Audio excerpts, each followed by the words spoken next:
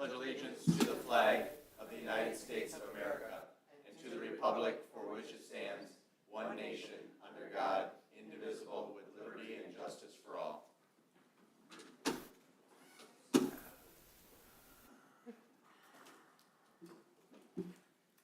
Will the clerk please call the roll?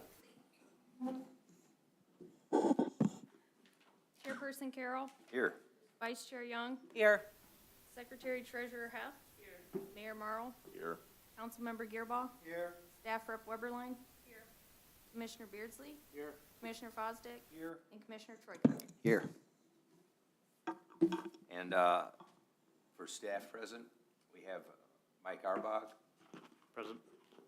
Ben Harrington, and Colleen O'Toole. Is there a motion to accept the agenda as distributed? Second. All those in favor? Aye. Motion passed. Is there a motion to approve the meeting minutes of May 11th as submitted? I'll move to approve as submitted. Second. All those in favor? Aye. Opposed? Motion passed. Citizen comments. Under the Open Meetings Act, any citizen may come forward at this time and make comments. The person is requested but not required to state their name and address for the record. Comments will be limited to 3 minutes per person. This citizen comment period will be limited to a total of 45 minutes. Being none, we'll move on.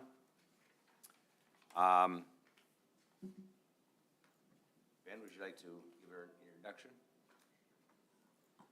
Oh, I'm missing the little big cover. Anyhow, my name is Ben Harrington. I'm the new Community Development Director for the City of Saline, as you all obviously know. I have a background in planning. I have a master's degree in urban planning, so I'm looking forward to working with all of you and continuing the planning process. Welcome. New business, site plan review. Leonard Auerbach. Sure, thank you. So this will be a pretty quick item, but at previous meetings and in discussions with staff, there's been some requests to clarify what exactly are the requirements for information that needs to be provided with preliminary site plans and final site plans. The city's current requirements are actually listed in a land use application packet, not within the ordinance, but by reference. The site plan review article mentions the packet, but doesn't include the specifics of what needs to be provided in the site plan.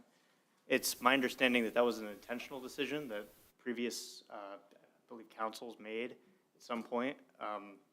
With the benefit of listing it separately being it's easier to make updates. And while less common, generally speaking, it's not unheard of. You have some examples of other site plan review articles in your packet. Those do list all of the specific requirements that need to be provided. It's not, like I mentioned, it's not unheard of to adopt those standards by reference, but it appears to be more conventional to include it in the ordinance. So there's pros and cons of each. Our suggestion would be to ask your attorney which they recommend, whether it be added to the site plan review article or kept separate. But in either case, we suggest organize the information that's required for each in a table. It's similar to some of the examples we provided. And so the question we have for you all tonight is that something you'd like to pursue? And then in addition, what tweaks or specifics would you like added to the site plan requirements that you feel aren't always provided with previous applications? And while keeping in mind this can be a very slippery slope to go down, the site plan review article touches most other articles of the ordinance, so this can become of any of what you're looking for right now. But of course, we can look into tweaks and I'll be happy to support as extensive a change that you'd like to pursue.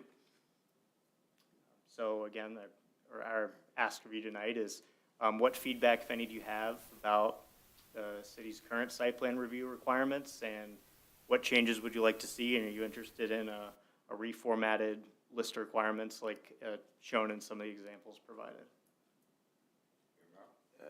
Thank you, Mike. This is a question more for the Community Development Director and the City Manager. It seems obvious to me that we would make this change and complete the reformatting. I assume that's your opinion as well, that that would be beneficial? Yeah, not only of the site plan requirements, but of the land use packet as a whole. I've already been in conversations with Planner Auerbach over that. Coming from a different community where it was more laid out in different specific forms, the form itself, as you have it now, is very overwhelming and somewhat archaic, and also very design-based rather than zoning-based, which I think as a developer probably adds to confusion. So it's definitely an article that we're looking at going forward. And I think for your sake and for future developers' sake, learning how you would think it would be best formatted to explain the differences between a preliminary and a final site plan would be incredibly beneficial. That's your opinion as well, City Manager O'Toole? It is, and frankly, I appreciate the examples that Planner Auerbach has presented. I think you could look at any one of these communities and start building off of the sample tables that we have and build a much more developer-friendly and a really end-user-friendly solution for folks coming to us. I don't know how the rest of the commission feels, Mr. Chairman, but I'm very comfortable and supportive of moving forward. Thank you. Any other comments? Yeah, this has been something that we haven't readdressed how we've done planning over 20 years. So trying to come with this kind of approach is excellent because it'll give us something that at least have a checklist and starting point from so that commissioners can feel comfortable that the majority of what needs to be addressed has been addressed in both stages, both preliminary and final. Looking at this one, how soon can we have something like this checklist developed? Because the ordinance and the zoning thing would take a while to anticipate. Hopefully a draft within a month's time, and I suspect it'd be something we'd present to you, and then I would suspect there may be changes you'd want to make after seeing a comprehensive draft, but I would think in about a month's time. Any other comments? I agree. I fully support this. Absolutely. Commissioner Beardsley?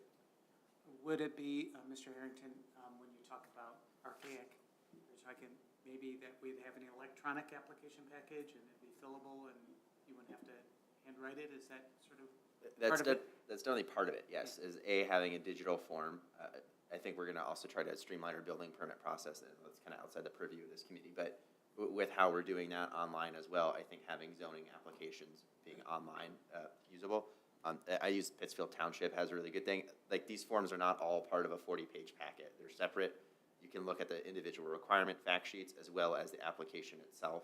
So it's really apples to apples there, and it makes a lot of sense. And I think also it avoids oversight, it avoids confusion, and it's just a more conducive way to do the planning process. This would be great if you were trying to do a massive redevelopment, potentially, but I think having the separate applications to handle the separate cases that you all hear is incredibly valuable. And do you see that, because I see that it's laid out pretty well between preliminary and final, but often we see the combined. And do you see that as a blend that doesn't necessarily achieve the full final and there's some sort of conditions placed on the final? Or do you see that as really a strict application of the preliminary criteria and the final criteria? I'm pretty sure I understand your question. I think it's better to have them separate and to have flexibility going into the final site plan. I mean, the whole point of having a preliminary site plan is to let your voices and the city of Saline's voice be heard in how they would like to see the project change, you know, keeping with the general theme. So you're evaluating the general land use as well as, you know, is this what we're looking for out of this property? And I think going forward, going into the final site plan, you know, that's where they can reflect the changes they heard from you. But if you're too strict and require a final site plan effectively as a preliminary site plan, they're going to be more hesitant to make those changes because they've already spent a lot of time on engineering reviews, et cetera. And if we change that around, it becomes very cost burdening to the developer. What we saw as a body, I think, grow in frequency over the last couple of years is an increase in preliminary final site plan applications. And we'd have this big, long list of conditions that we're approving. Many of them engineering type approvals, but still the list was long. And so I think we were seeing too much of it. And that's why I'm wondering, is this going to help with that issue or Yes, then I think that would absolutely help with this issue. And also just from like a practical enforcement standpoint, you know, old site plans are a topic that the city council has been considering for a while now. And, you know, looking back at PUDs and other things, it's really hard to enforce old site plans when they have a list of conditions put to them, because I then have to go find a paper copy, find what the conditions are, try to understand the context in which those conditions were placed on the property, and then how do I enforce that as like a code violation or something else, or are they allowed to have a fence, or are they allowed to have X, Y, Z? I think this process makes it a lot easier to avoid burdensome conditions when we can just have a clean site plan, and we can do away the conditions because the condition is the site plan itself. Thank you. Any other questions or comment?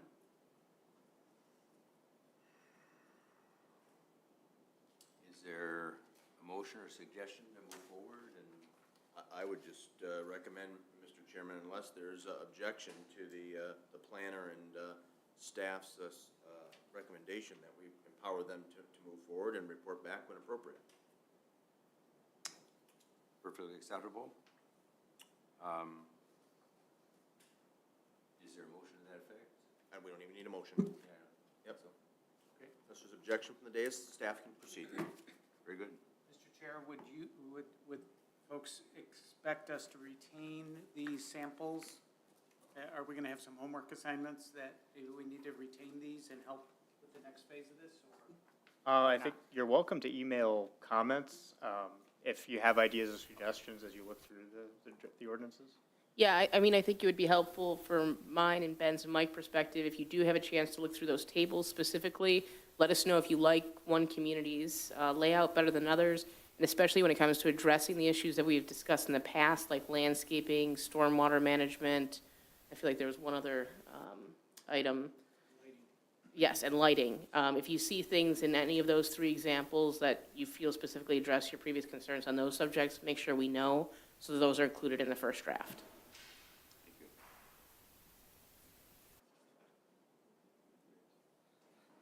Okay. Being no other comments, we'll see you a month or so and give a preliminary. All right, great, thank you. Thank you. Being no one is absent, we don't need to. Discussion item. We have one discussion item there, Mr. Chairman. I think the staff wants to make a brief comment on the memo that we received from Pittsfield Township, received May 23rd. Yes, I'm sorry. Is there a comment? So as part of its master planning process as a neighboring community, Pittsfield Township has provided us a draft of their master plan. We, as the planning commission body, do have an opportunity to provide feedback.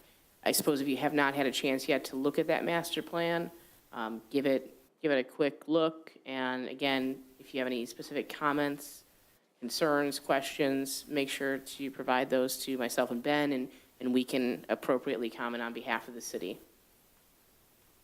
Thank you very much. Any other questions? One additional item, Mr. Chair, if I may.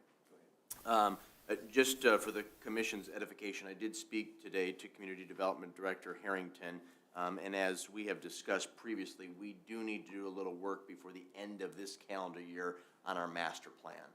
I don't think we need to go through an entire comprehensive revision process, but there are probably some updates and modifications that need to be made, and I think it's a best practice to engage our residents, property owners, and business operators at some sort of town hall or forum, probably later this summer or early fall. So it would be my desire to have the Planning Commission in conjunction with City Council take the lead on that and help to facilitate, moderate, and host said public open house. So I think later this summer, probably either in July or August, we'll be talking a little bit about that. And there's a few other issues we wanted to discuss with Planning Commission, including PUDs and special land use. So just wanted to bring that up, and of course, if you have thoughts or ideas, I would welcome those. But again, I don't know if you had a specific date in mind, Ben.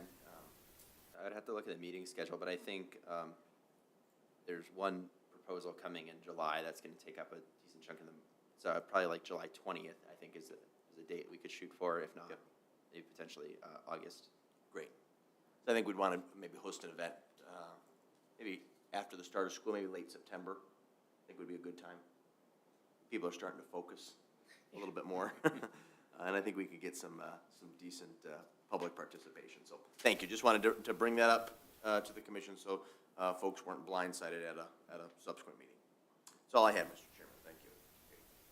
Just to tag on that, so you're not anticipating, or maybe Deb can better assess it. We had a task force the last time that again or whatever to meet with you to review any issues or concerns. So it's not going to be a full-blown one. When we have that kind of detail, then we will need to do it. Yeah, I'm fine taking your individual comments, but yeah, I don't know if a preliminary task force is necessary to lead up to this. But if anyone has thoughts or ideas, you know, my email and my cell phone are always available to you, so feel free. Okay, being no other comments or items to bring up, I'll entertain a motion to adjourn. I'll move to adjourn at 7:17. Second. All those in favor? Aye. Opposed? Motion passed.